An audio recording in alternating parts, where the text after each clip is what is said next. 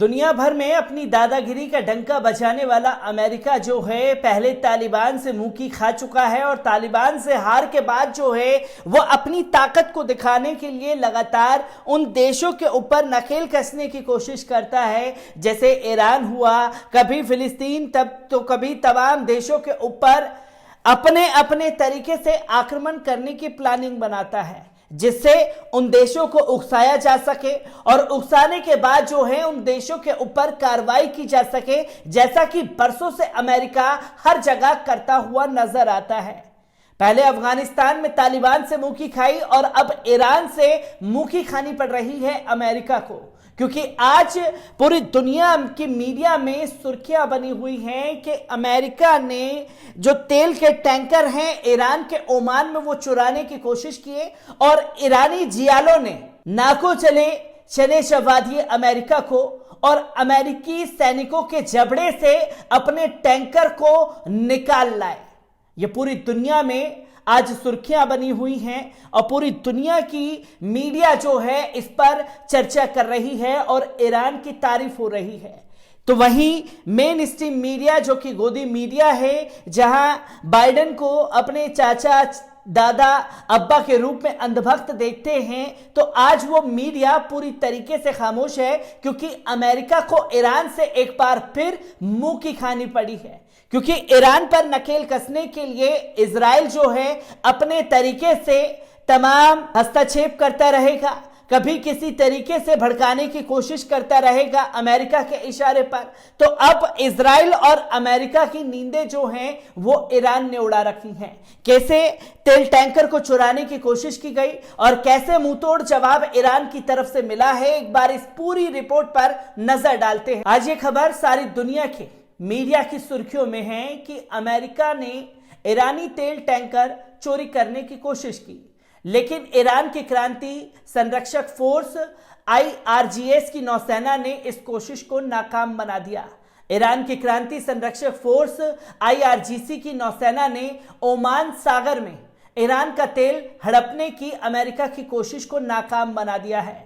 Iran का तेल लेकर जा रहे टैंकर को अमेरिकी पोत ने ओमान सागर में अपने नियंत्रण में ले लिया और उसका तेल किसी अन्य टैंकर में डालकर तेल और टैंकर को अज्ञात जगह के लिए रवाना कर दिया।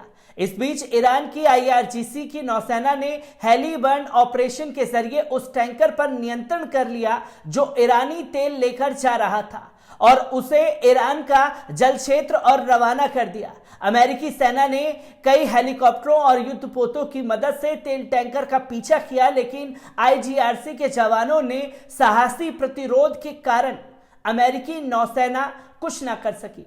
इसके बाद अमेरिकी नौसेना ने एक बार फिर अधिक संख्या में हेलीकॉप्टरों और नौकाओं की मदद से तेल टैंकर का रास्ता रोकने की कोशिश की, मगर उसे कामयाबी नहीं मिली। इस समय ये तेल टैंकर ईरान के जल क्षेत्र में है। अमेरिका ने ईरान पर प्रतिबंध लगा रखे हैं ताकि ईरान का अर्थव्यवस्था की कमर टूट जाए, लेकिन अब जब अमेरिका को अपना ये मंसूबा नाकाम होता दिखाई दे रहा है तो वह बुरी तरह तिलमिलाया हुआ है। यह है कि अमेरिका ने ईरान का तेल लेकर जा रहे टैंकर को ओमान सागर में अपने नियंत्रण में ले लिया और उस पर लदा तेल दूसरे टैंकर में स्थानांतरित करके उसे किसी दूसरी जगह के लिए रवाना कर रहा था। ठीक उसी समय ईरान की क्रांति संरक्षक फोर्स IRGC की नौसेना ने हेलीकॉप्टरों की मदद से कार्रवाई करते हुए उस तेल टैंकर को अपने नियंत्रण में लिया जिसमें ईरानी टैंकर का तेल ट्रांसफर किया जा रहा था। ईरानी जवान इस टैंकर को ईरान के जेल क्षेत्र में ले आए। विदित रूप से तो समुद्री डकैती का मामला नजर आता है, लेकिन असली माजरा यह है कि अमेरिका के भारी दबाव और प्रतिबंधों के बावजूद ईरान का तेल निर्यात बढ़ रहा है। अमेरिका के पूर्व राष्ट्रपति ने कहा था कि वे ईरान का तेल निर्यात 0 बैरल तक पहुंचा देंगे, लेकिन उनका सतकला जो जरूर खत्म हो गया। ईरान का तेल निर्यात खत्म नहीं हुआ।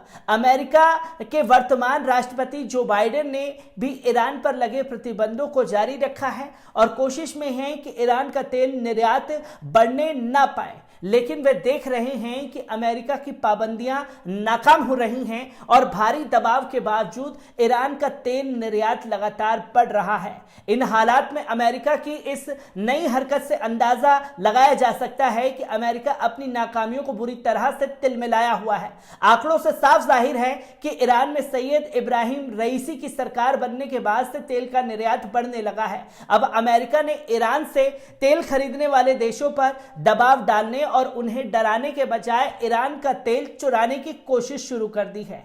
इसी से अनुमान लगाया जा सकता है कि अमेरिका की क्या हालत हो गई है कि वे दिन दहाड़े डकैती पर उतर आया है। और इससे बड़ी बात यह है कि अमेरिका की यह डकैती नाकाम बना दी गई है। अमेरिकी लगातार अपने मंसूबों की नाकामी का दृश्य देखकर अब इस हालात में पहुंच गया है कि कोई नई पराजय नहीं देखना चाहता, मगर यह भी एक सच्चाई है कि अमेरिका के चाहने या ना चाहने से जमीनी हकीकत तो बदलने वाली नहीं है।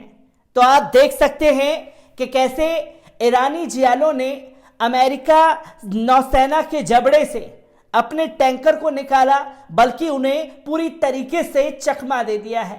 और इजराइल लगातार जो है वो ये हरकतें करने की कोशिश करता है कि तरह तरह से ईरान को उकसाया जाए ताकि इजराइल और अमेरिका मिलकर के ईरान पर चढ़ाई कर दे। और ईरान के जियाले, ईरान के राष्ट्रपति, तमाम लोग ये कह चुके हैं कि इस बार ईरान पहले जैसा ईरान नहीं है। अगर गलती से भी कुछ हरकत करने की कोशिश की गई तो इसका खामियाजा इजराइल को भी भुगतना पड़ेगा और अमेरिका को भी। और इससे यह भी अंदाजा लगाया जा सकता है कि जो अपनी दादागिरी का डंका पूरी दुनिया में बचाने की कोशिश करते थे, वो आज और पहले की हरकतें किस तरीके से करते थे।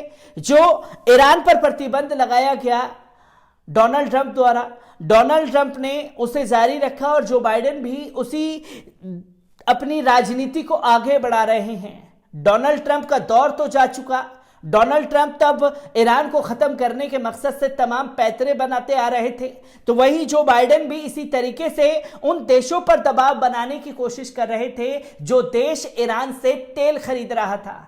और जब तेल के लिए उन देशों पर दबाव नहीं बना पाए तो समुद्री डकैती करने पर अमेरिकी उतारू हो गया और अमेरिका नौसेना की समुद्री डकैती का मुंहतोड़ जवाब जो है वो ईरान की तरफ से भी दे दिया गया। जहां ईरान की जालसाजी में पूरी तरीके से अमेरिका फंसा और अमेरिकी नौसेना को पूरी तरीके से मुंह की खानी पड़ी। ये दिखा दिया गया ईरान की तरफ से आईना कि आप चाहे अपनी दादागिरी का डंका पूरी दुनिया में बचा ले, और जब बात जो है अस्तित्व की आएगी तो ईरान से मुकाबला करने में आपको भी एड़ी चोटी का दम लगाना पड़ेगा। यहां ईरान के पास खोने के लिए तो बहुत कुछ नहीं है, पर इतना बर्बादी के कगार पर आप भी पहुंच जाएंगे कि 50 साल आपको उबरने में लगेंगे। ये लगातार ईरान की तरफ से अल्टीमेटम दिया जा रहा है और ईरान ने इस समुद्री डकैती से एक बार फिर से आईना दिखाने का काम जो है अमेरिका को कर दिया है। ईरान और अमेरिका के बीच हो रही झड़पों को लेकर के मैं ऐसे ही आपके सामने हाजिर होता रहूंगा। दीजिए इजाजत, शुक्रिया।